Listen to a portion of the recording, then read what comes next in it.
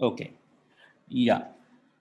So today I'm planning not to do anything new, rather, because in last 2 weeks we have done two major model. One is binomial distribution models and how to do basic Bayesian analysis for binomial distribution for sample proportion.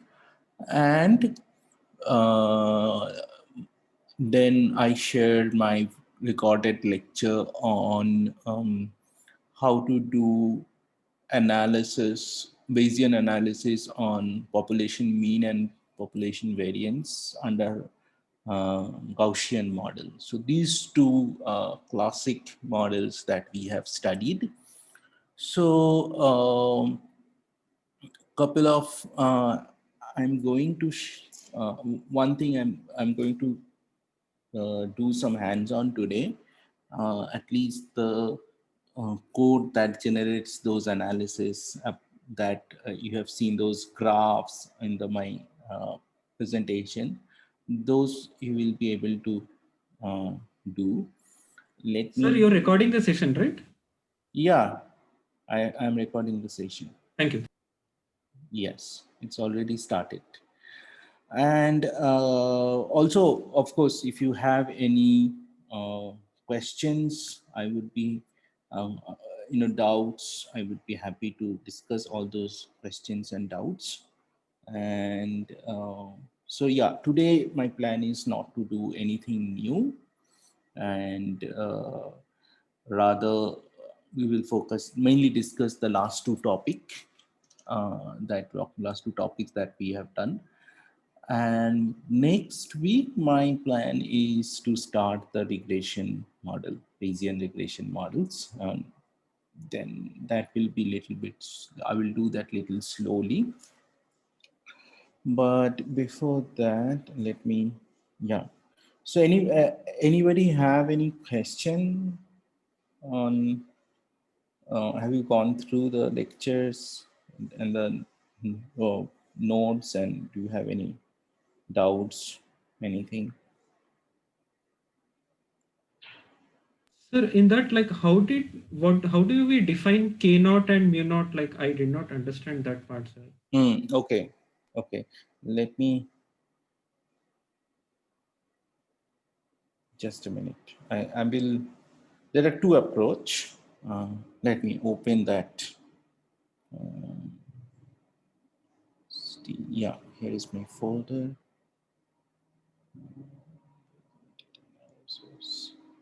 Okay.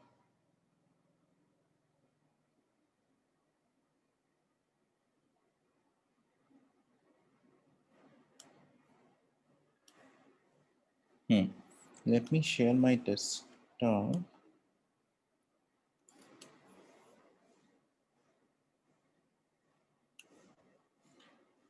Hmm. Can you see my desktop? Hello. Yes, sir. Okay. So if some of you can, if you don't have bandwidth issue, if you can make yourself visible, that will be very useful. Otherwise, I feel like I'm just talking to a, you know, uh, talking to a wall. So here is the normal distribution slides. So you want, so this is the things that you want to discuss, right? I mean, mu zero, sigma zero, k zero, and these four parameters, right? Yes, sir. Yes, sir. So there are two approach. One is, so if you go back to my beginning slide, not two, rather three, actually two, effectively two. So, okay, one is classical Bayesian approach. Okay, so you choose a prior. which is you choose a prior which does not contain any additional information. Okay, you only take the advantage of Bayesian interpretation and Bayesian probability structure. That's it. Okay, but you don't induce any additional information through prior, and let model decide from the data and data alone about the statistical inference. That is typical classical Bayesian approach. Do you understand this philosophy? Any question? I understand, sir. Okay. In order to address that thing, you can do it in two ways. One is you choose a non-informative improper prior. What is that? That non-informative improper prior is this one. Why I'm calling non-informative? Because, and improper, because if you integrate out this function, it is not integrable. Okay, it is not integrable. So that means these functional form cannot be used as proper probability distribution. So that means my prior distribution is not a proper probability distribution. So it is just a functional form, and I cannot effectively, I don't have, if I have some, say, suppose some information about mu, say, okay, mu might be around 120. I have some prior belief, but if you use these functional form, then you cannot induce that belief through this kind of functional form. Okay. So, but still what happens is your posterior distribution turns out to be proper probability distribution. Since your posterior probability is proper probability distribution, so you can run a proper statistical inference, and here sigma square is unknown. If you even integrate out sigma square, then what you are getting is the posterior distribution of me, which is a t distribution with n-1 with a location and scale completely estimable through data. So that means your posterior distribution is only function of your data only, no any other information. Okay, so this is one approach. Now another approach is you can take is through conjugate structure. In the conjugate structure, what you can do, you can take sigma square very large, sigma 0 square very large, 1,000 or 10,000 or 20,000.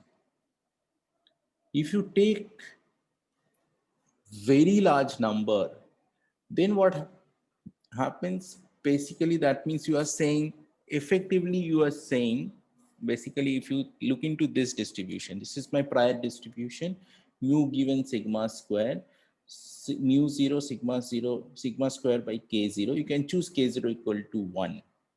If you choose k0 equal to 1 and mu 0 equal to 1, what will happen? Your induced distribution will become a Cauchy distribution. I think I have written that somewhere. One can show that effectively my mu, just a minute.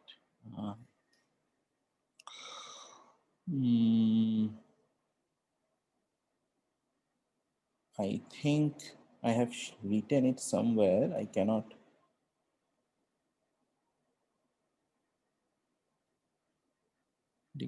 Yeah, I have written it here that if you choose mu 0 equal to 1, then what happens? It's a your mu given sigma, sorry, prior distribution of mu will become a Cauchy distribution. Here you have this structure, right?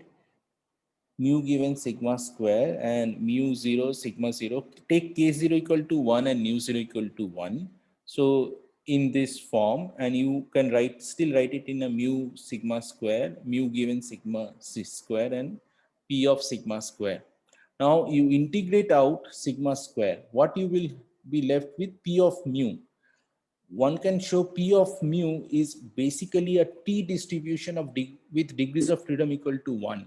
Now, T distribution with degrees of freedom equal to 1 is nothing but Cauchy distribution. Now, what is Cauchy distribution? Cauchy distribution is a very interesting probability distribution. Cauchy distribution is a proper probability distribution, but it does not have a mean, variance, any moments. Any of the moments for Cauchy distribution does not exist at all. Okay, so that means you have a distribution, proper probability distribution, but you do not, since the mean variance does not exist, any property, if you have some sense of value of mu, that okay, mu might be 120, sigma might be at a 5 or 10, you actually cannot induce through that. So that is one popular choice. You choose mu 0 equal to 1. Another popular choice is sigma 0. You choose sigma 0 very large so that it becomes a very flat. If you do this, effectively what you are doing, effectively you are trying to following this philosophy of classical Bayesian statistics, that this classical Bayesian philosophy, that I don't want to induce any additional information in my analysis other than the information that I have from the data. Okay, up to this, are you guys with me? Sir, so basically, does this mean that we are choosing a week prior or something like that? So if you choose mu 0 equal to something and sigma 0 is very large, effectively it's a week prior. You can say, yeah, that's another term for it. It's called weak prior. Means basically my prior does not contain almost null information. Does not contain any information other than it's a some probability distribution almost flat. And I have no idea where the actual values are. Will be all over the places. So yes, it is called weak prior in some sense. Sometimes in some literature, it is being called as a weak prior.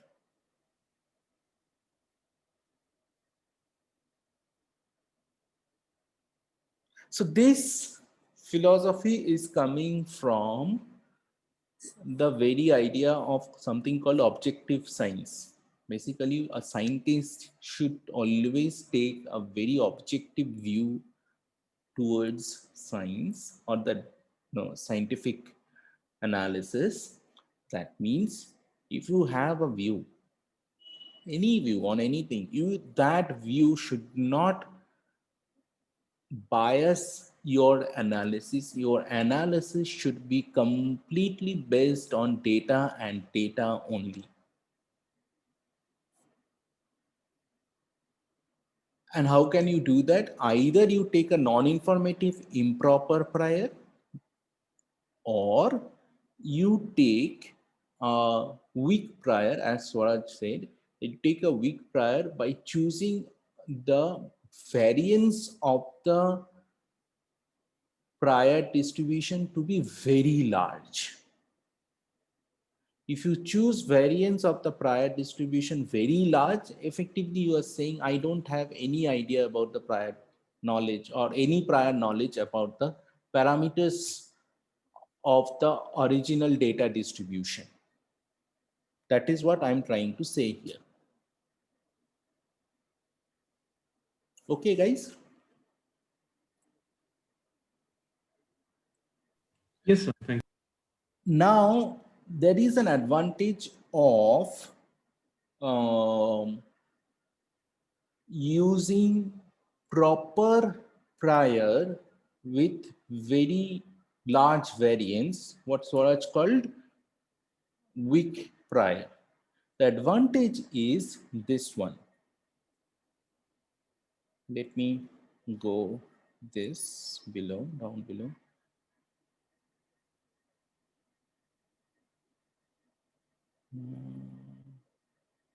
Yeah. So this result, if prior is proper, then posterior will always be proper. This is a result. You can prove it. Okay.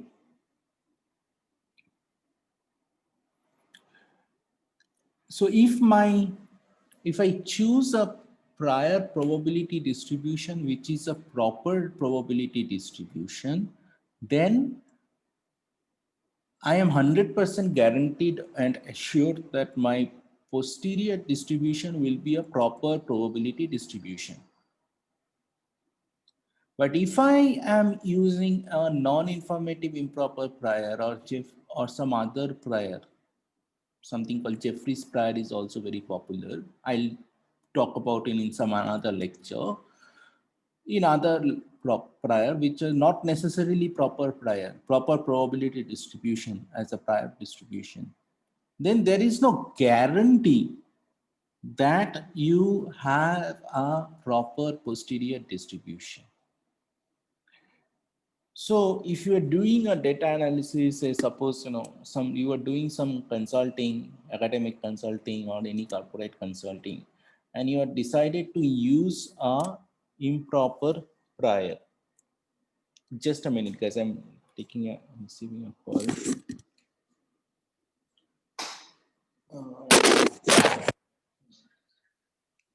I'm actually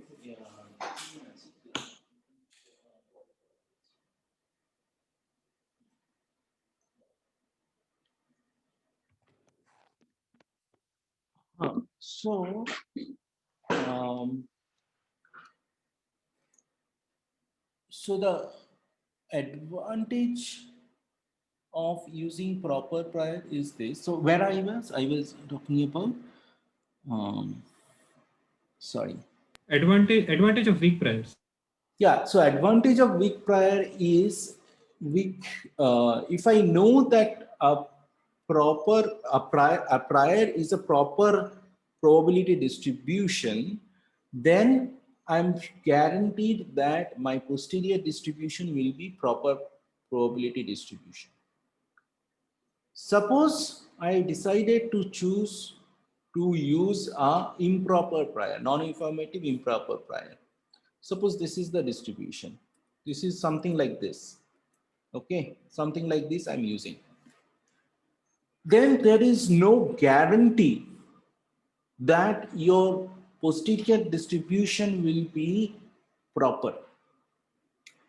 Either you have to mathematically solve and show that posterior distribution is proper, or you have to use some reference where a textbook or maybe a research paper where it is being shown that if you for that data model, if you choose that particular prior distribution, it is being shown that posterior distribution is proper. Then only you can use it.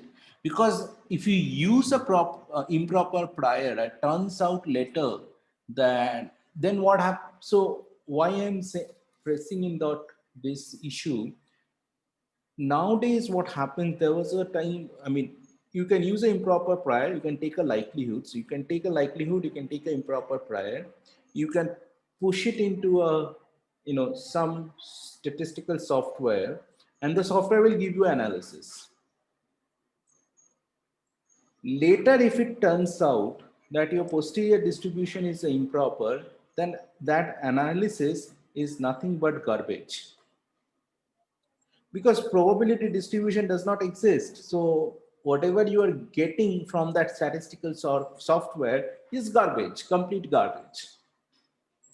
Okay, so you have to be very careful if you're using a non-informative improper prior or any improper prior. No. But that is one of the reason people do use weak prior, in a sense that if you use a weak prior, that means you are using a proper prior distribution, but you are choosing a very large variance. By choosing a very large variance, you are making sure that you are not inducing any prior information or your subjective knowledge in that data analysis, and your analysis is completely whatever your data is telling, that's it.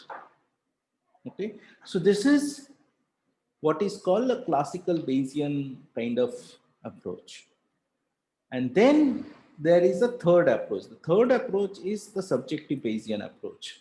This subjective Bayesian approach is sometimes very useful, particularly if you have a very small data. And this small, the word small is very relative, and I will tell you what I mean by the word small. If you let me first give you an example. The example one is this. Um, you are working in a rare disease. If you are working in a rare disease, you have only maybe 8, 9, or 10 patients. Under any circumstances, if that means you have a sample size of 8, 9, or 10, or maybe 15. Under any circumstances, this is a small samples. Okay, everybody will agree that there is no doubt if the sample size is small. Now, suppose there is a doctor or a researcher or a scientist who is working on that disease for say last 30 or 40 years. And that scientist or the doctor has quite bit information about certain parameters or biological parameters about the disease. That okay, I know that the size of the tumor always lies in this range, which is typically, different from the normal size or something like that. Question is, would you not like to incorporate that information in that in your data analysis? And particularly in a small sample setting, at least in the biological sciences, it is being now uh, accepted that if you have some expert's opinion, expert view, you can incorporate uh, that expert view in your data analysis, providing you are following some standard operating procedure which is reproducible. What I mean by standard operating procedure which is reproducible, so that means every step of your prior distribution building process is documented, transparent, and it is reproducible. That means if you go back with the document, you can go back to your document, you see each and every steps that are being used to build that prior distribution from the expert's opinion. Okay, if you use that, if you can build a nice prior distribution, you can incorporate that prior distribution. You can, if you use a prior distribution using experts opinion, you incorporate that prior distribution in your model, and you can do a reasonable good data analysis. Okay, so now let me go back to this particular example of blood pressure. Okay, so let me, yeah.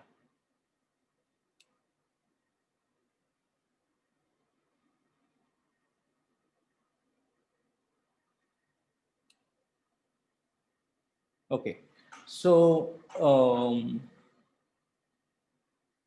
in this example, I've said that, okay, there are about, you have sample size of 20, and it looks like a small sample problem, and you want to incorporate some, expert's opinion. And the expert says that in this particular subsample, suppose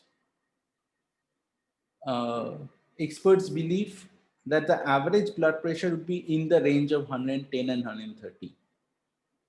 Okay, so I can say that, okay, there might be a probability distribution, 95% or 99% of the probability mass is between 110 and 130, with most confident region is around 120. So I can think of a normal distribution whose mean or mode is around 120, and all 95% mass are between 110 and 130.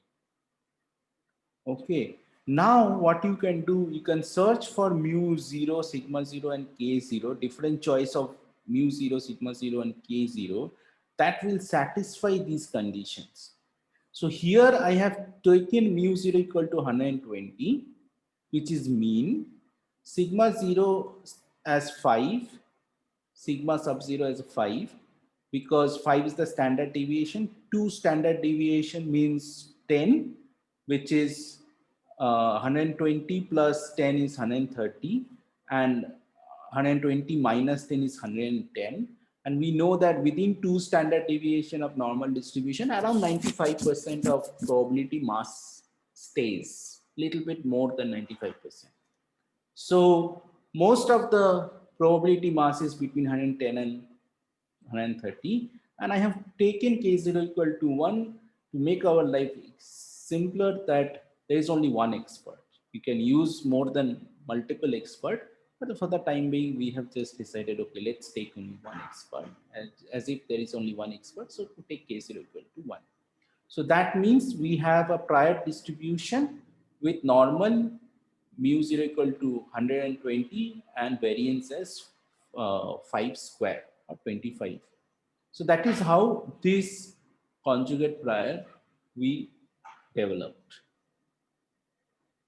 Up to this, it's clear? Any doubt?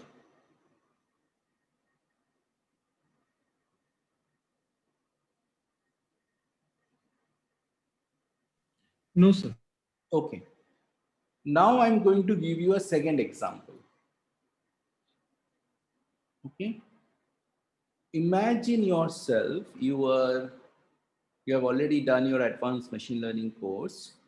You are working on an image classification problem, and so if you are working, and the database that you are working with, it has about, uh, maybe 30,000 images.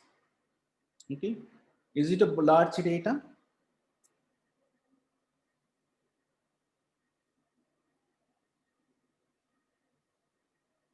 Anybody have any doubt? Why are you thinking it? Most of the people will, if you go to the street and ask, or any people, that if the 30,000 data set is a large data, okay, I can give you one, 100,000 images. Let us consider 100,000 images. Okay, is it a large data?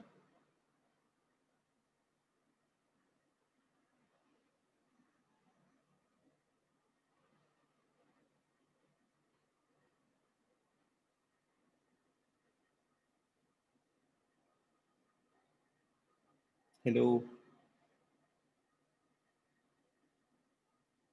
Hello. Hello. Are you guys there?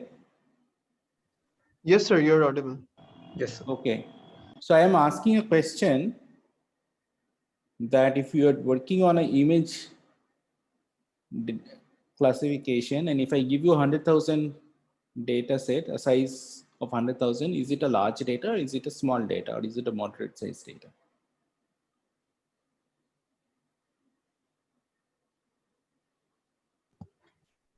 Sir, I think that would depend like on the number of classes or something. Okay, maybe it's you are trying to solve a 10 class classification problem.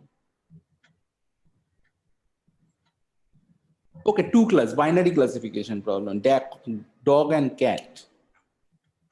So then it should be a moderately large size data set. Okay, fine. Now we decided to fit a convolution neural network, a deep convolution neural network, which has number of parameters more than 500,000. Is it a large data?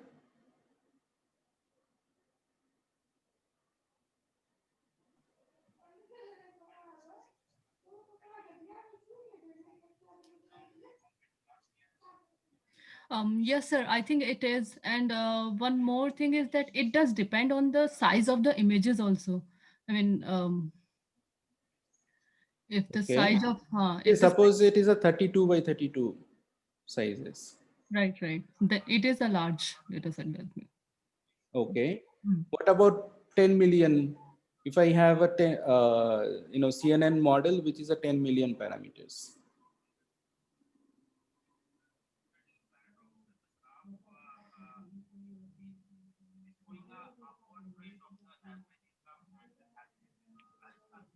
Ten million parameters are like huge. It is Yeah.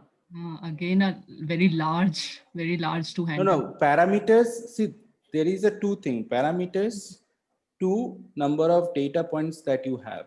Right. Okay. Now you think about a regression problem. Mm-hmm. Okay. Simple regression problem. Okay. The regression problem, I'm giving you a regression problem where you have 1000 patient. Mm-hmm. Anybody you ask any biological sciences paper, if you have a data set of with 1000 patient, that is a reasonably large, I mean moderately large problem. Unless you are doing some kind of clinical trial kind of problem where you need at least 30,000 patients. If typical phase 1, phase 2 clinical trial will have about 1000-2000 patients. Okay.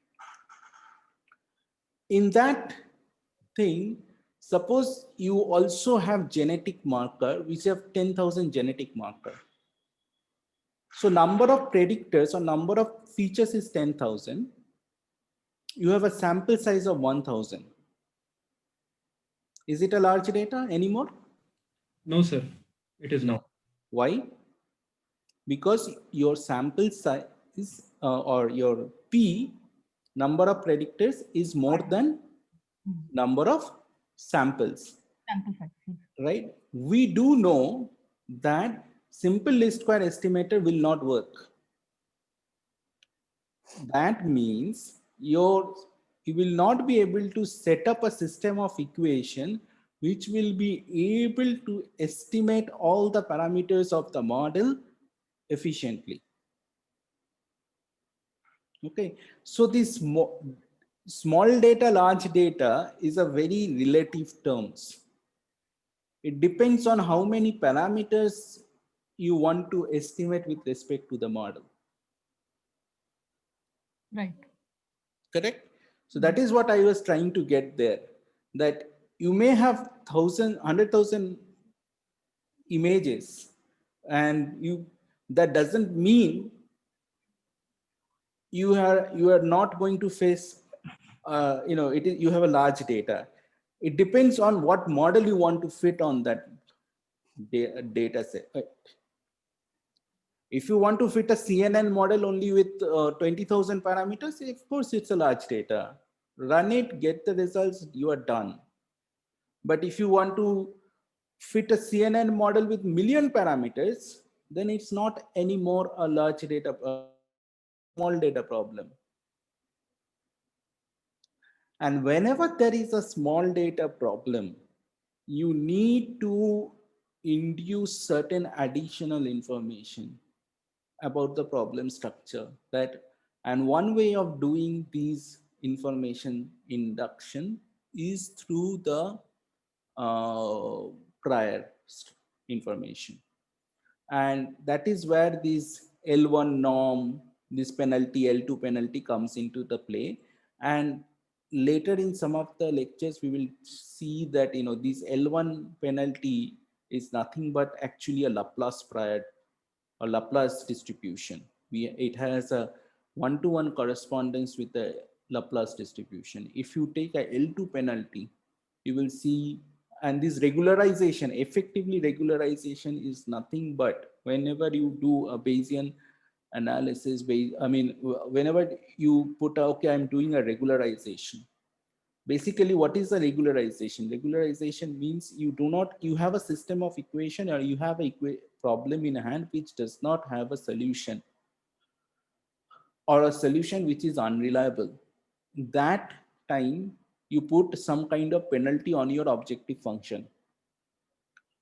And whenever you put a penalty, effectively you are inducing some kind of prior information on your parameter space. And that means effectively you are taking the advantage of Bayesian structure. Okay. And so it will always, just because you have a lot of data, it feels like number is large, does not mean necessarily you are going to handle a large, problem. Perspective is, your all problem is being solved. Actually, it could be a small data problem. So large or small is always a relative. You are saying large with respect to certain things. Typically, when we call a large data problem or large data, that means definitely you have something which is small in your mind, and it is the parameters, number of parameters in your problem. With respect to the number of parameters, you say whether your data is large or not. If you have number of parameters is small, then if your number of parameters is 10,000, and if your sample size is 100,000, of course, it's a large data problem. You are in good shape. All you need lot of computational ability. On the contrary, if you have 100,000 data set, but 1 million parameters, then not only you require a lot of computational ability, also you require some kind of mathematical ability also to handle. It's a small data, now it's a small data problem, because with respect to the number of parameters, you do not have enough data. If you have 1 million parameters, you need 10 million data points. So that is what I'm trying to say. Okay, so, and that is where this subjective prior comes in, that if you have any sense of the parameter space, then you should use that in your favor. Okay, any other question? Sir, I have a question. Yeah. Sir, we did pack learning in the last semester, where we put a bound on the generalization error based on our training error. So that was for the this squared error estimate. So does it hold for these regularized estimates too? Can you repeat your question? So we had pack learning guarantee where say we wanted to estimate some function f. Acha, pack learning means probabilistically accurate learning. Okay, fine. Yeah. Mm-hmm.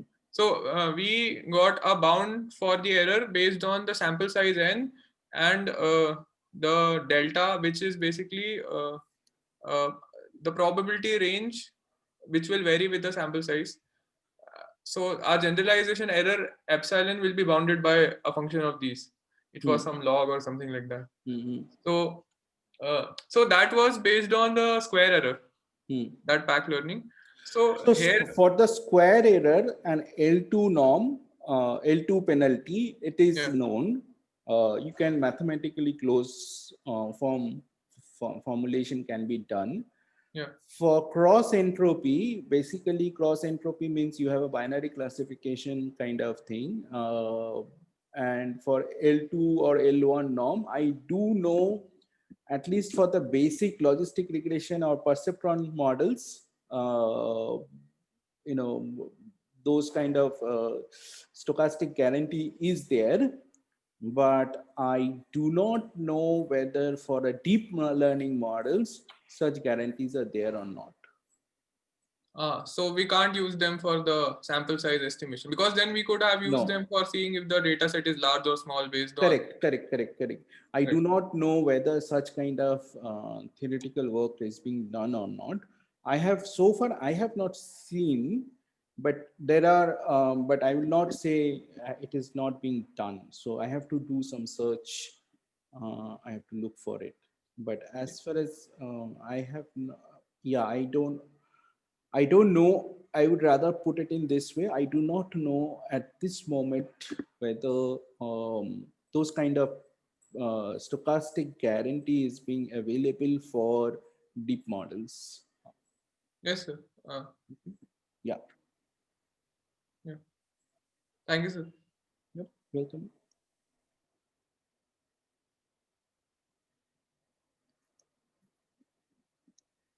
I hope it is there. I hope it is there. My educated guess it will be because the type of activation functions that are used, and typically the type of if you can make sure your features are bounded for the image, it is always bounded, and if you can make sure your activation functions have certain regularity conditions, my educated guess it will be complicated, but we can show the bound. That is my educated guess. Yeah, maybe for some specific case it is being already proper, perhaps it is already being done, but I have to check the Yes. linkage. Yeah. Sir, but regardless, if we have data, we can just plot those learning curves and see. That, yeah, that could be a Empirically, I something mean. empirically something can be tried. Yeah. Yeah. Yes, sir. Thank you, sir. Sure. May I know who is it? Aishwarya. Okay. All right. Anything else, guys? Any other question? If not, then what I will do, I will, so let me, yeah. So these are the two codes that I'm going to share with you guys.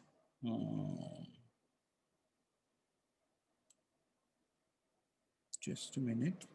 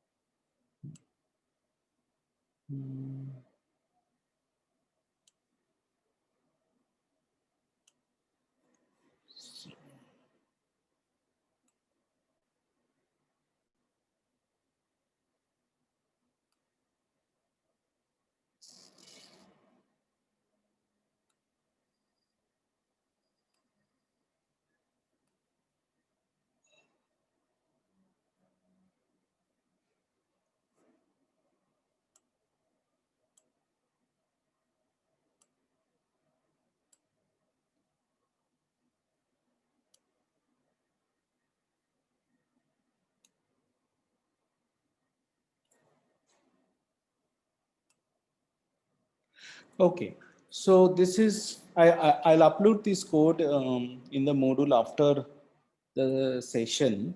So if you remember in the awareness model, so we had n equal to 24 and y equal to 17. So out of 24 cases, 17 were or in, aware of the disease thing.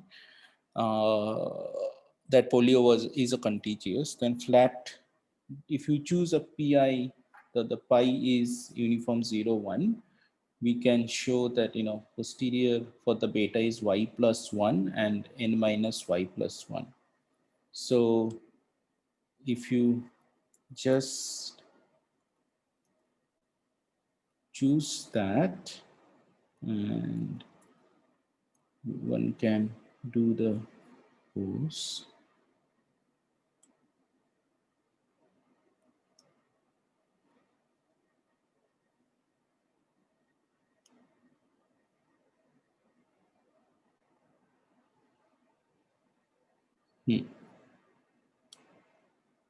So this is the posterior density of the pi here, and then same thing you can do. You can what now we do know the posterior distribution is beta, so I can simulate 1000 samples from beta 18,8. This is my posterior distribution, beta 18,8, and I can simulate 1000 samples, and I can draw a histogram, and this is my histogram. That is my histogram looks like. So the previous one was a theoretical density plot, and this is my histogram.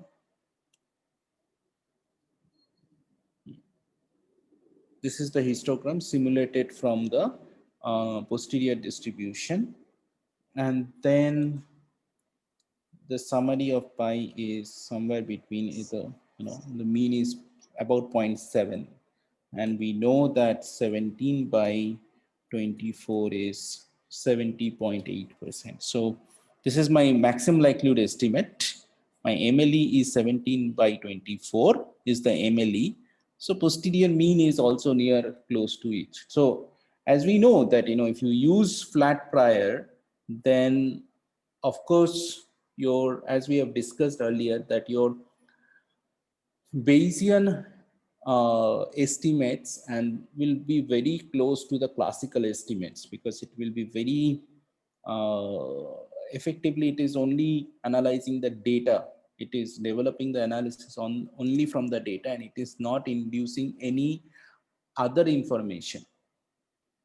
And you can come up with the confidence interval, which is between around 50 and 85. And then you can draw the posterior distribution also on the top of that. Now, this is where I have done the highest posterior density region. So this is highest posterior density region is between 50 and 85. So this is also I have done. Now, if you choose different prior, I choose 5, 5, 3, 10, 10, 3, and 130. If you choose different kind of prior, so this is how the priors will look like, different kind of prior. Now, you can try different kind of prior, and then for different choices of prior, you can check how the posteriors are looking like. So posterior will behave very differently. And if you give a very strong prior, and one of the choice was like 310 and 30, you will see that the actual analysis is becoming very, very different. I mean, very far away from the data. So that means if you choose a very strong prior, with very strong prior, you can come up with a Bayesian analysis which is far from the data. Okay. So then what I have done, I have taken, I want to now work on the modeling expert's opinion with the conjugate beta prior. So I found that if you took shape equal to 7, and 3, 7 and 3, then because remember that the information that we have, the expert says that very confident that pi will be between 0.5 and 0.9. Confident that pi is between 0.5 and 0.9. 9. So if this is the information that we have, then what I want to do, I want to integrate the beta distribution between 0.5 and 0.9 and with parameter value 7 and 3. If I do that, then the integrated value is 85%. But I want to come up with some parameter value for which might be it is more than 90 or 95%.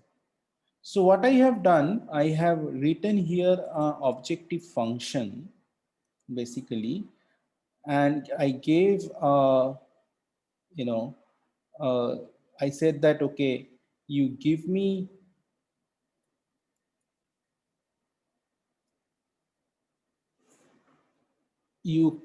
my target is 90%. My target is 90%, and if I give you A equal to 7 and B equal to 3, the beta distribution with parameter A equal to 7 and B equal to 3, or alpha 7 beta 3, and the lower value is 0.5 and upper value is 0.9, then the finally integrate, if I integrate between 0.5 and 0.9, the value that I will get will be 4% away from that, my target value of 90%. Then what I have done, I said, okay, I just did a little bit brute force. I said, okay, I choose A and B, and for different values of choice of A and B, I will just basically integrate, and I'll try to come up with the one which is very close, and it gives me value 9.2 and 4.3, for which if I integrate between 0.5 and 0.9, the confidence interval will be, or the probability will be 0.9, very close to 0.9. So you can see that if I choose 9.2 and 4.3, and for beta distribution 9.2 and 4.3, that is how I come up with beta distribution prior beta with 9.2 comma 4.3. So there could be many more distribution which satisfy this criteria. I'm not saying this is the distribution. This is one distribution, one beta distribution 9.2 with beta with 9.2 and 4.3, which satisfy this criteria of that the expert saying that I am confident that the value of pi is between 0.5 and 0.9. If I use, and then if you use this information, now y equal to 7, n equal to 24, a equal to 9.2, b equal to 4.3, then this is my prior. I will just do one thing.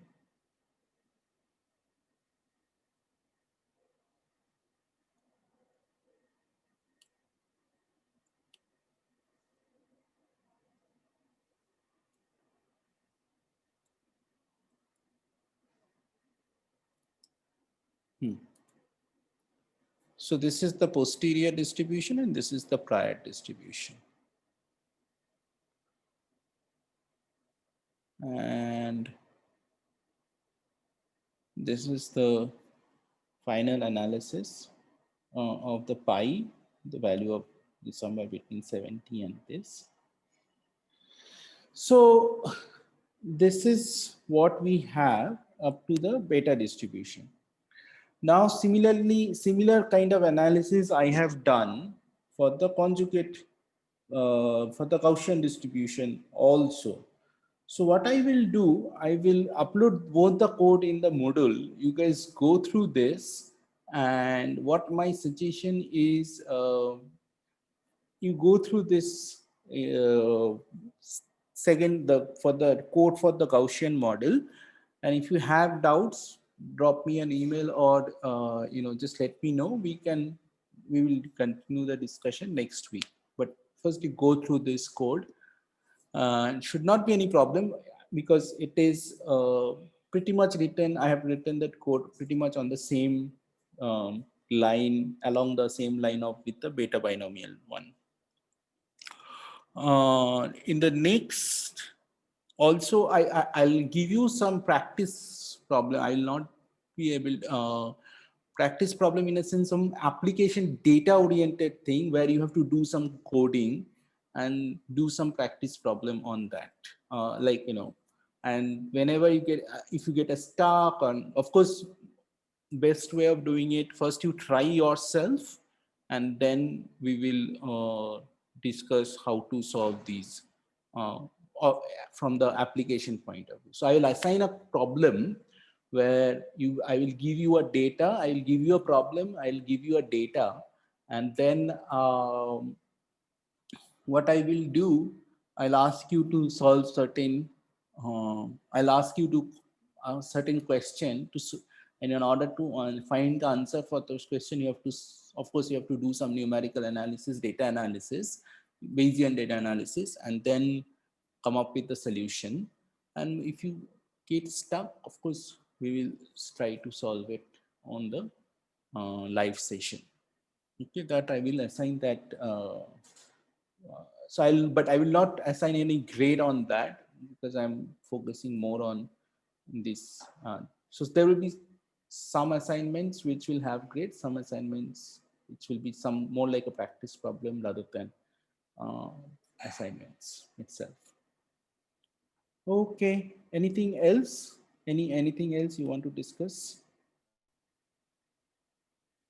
Okay, there is something in the chat box. Okay.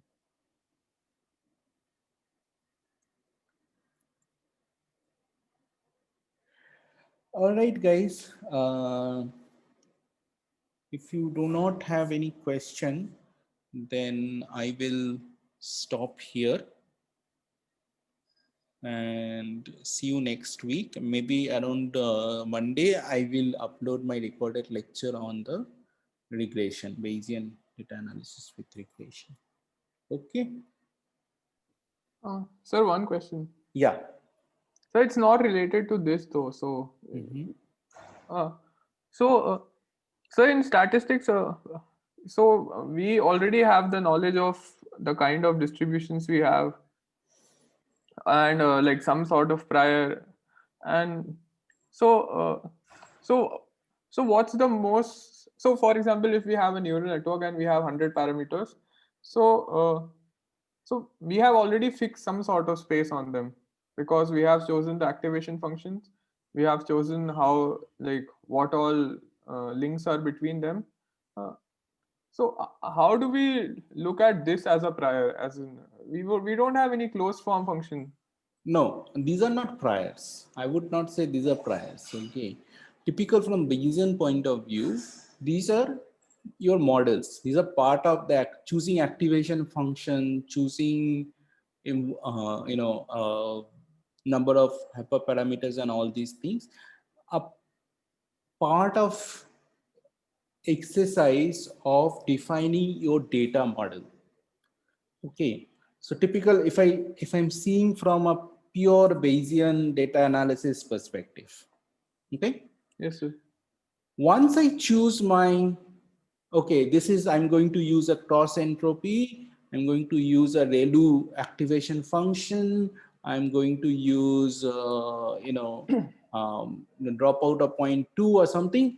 These are all part of my, effectively part of my defining the data model. Okay, once I define the data model, then turns out there are a lot of weights which are actually parameter for me. I don't know the value of those weights. I need to estimate that. So typical ML packages using back propagation technique. Yes, sir. Right. Okay.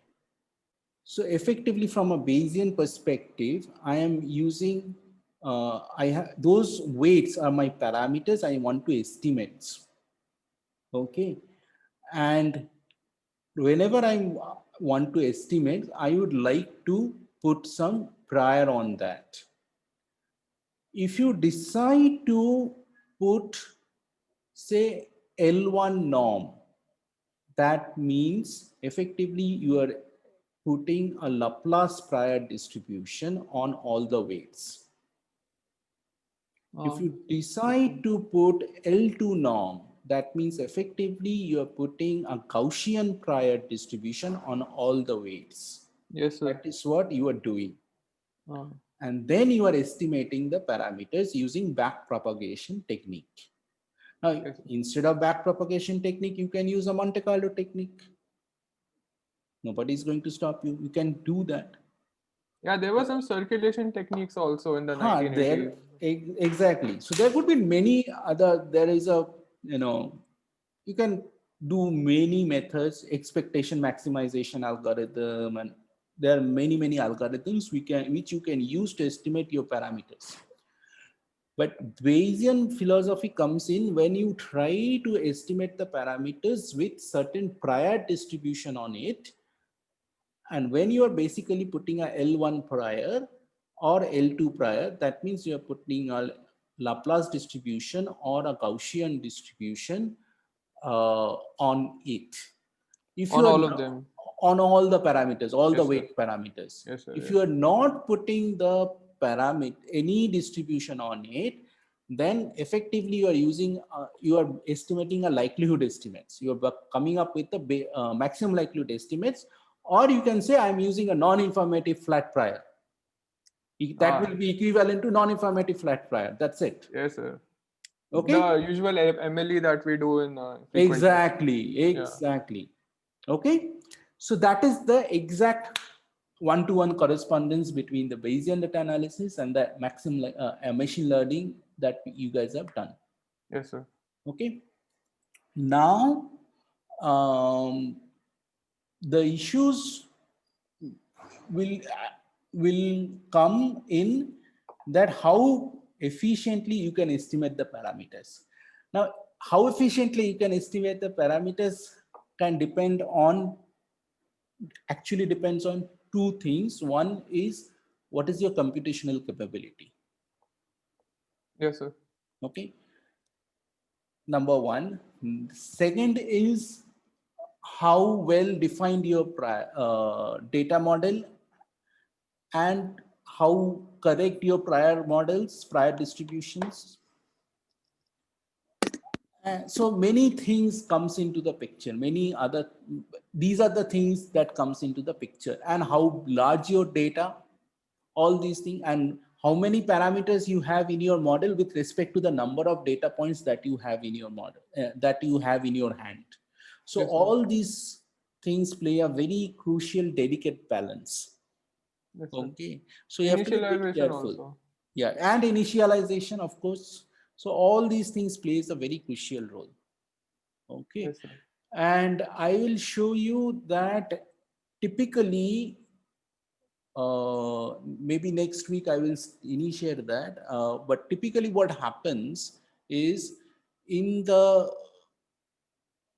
standard ML packages, what you estimates, if you don't put any penalty on the weights, then you estimate maximum likelihood estimates. If you put a penalty on the weights, then the backpropagation estimation method will give you what is called posterior mode, Oh, okay. the mode of the posterior distribution. Because if you Okay. put a L1 penalty or a L2 penalty on the weights, effectively that means your final model that you are trying to put into your backpropagation algorithm is a posterior distribution, a log of posterior distribution. Yes, sir. So Okay. we'll understand better once we see the. Exactly.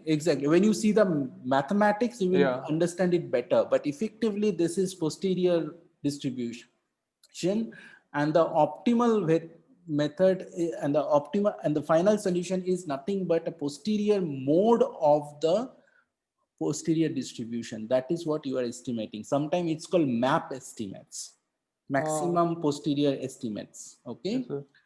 But if you don't put a penalty on the weights, then simple solution from the backpropagation method is the maximum likelihood estimates. Yes, sir. Okay, so that is what all these connections between the machine learning and the Bayesian statistics. Yeah, understood. Sir. Yep. Thank you, sir. Sure. Any other question?